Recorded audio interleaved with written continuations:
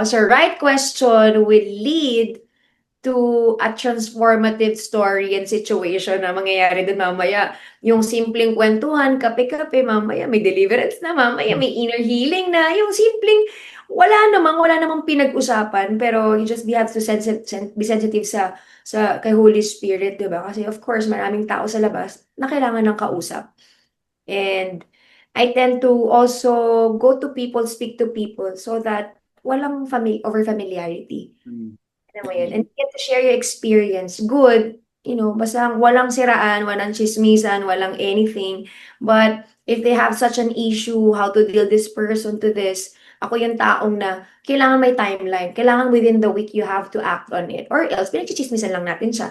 Mm. So, ganun. So, may follow-up yun. So, nagawa mo na ba? Ganyan, ganyan. So, anong update? So, healthy din. Healthy din. Syempre, fun. About life. About love life, kung single yung mga yan, ganyan, about waiting, kung ano naman, kung mga kabataan naman, alam mo yun, about what's their struggle, ano yung mga ano nila. So, anything under the sun, but at the end of the day, kailangan meron tayong maiiwan sa kanilang, kung hindi man encouragement, at least mai-empower sila, to draw closer to the Lord.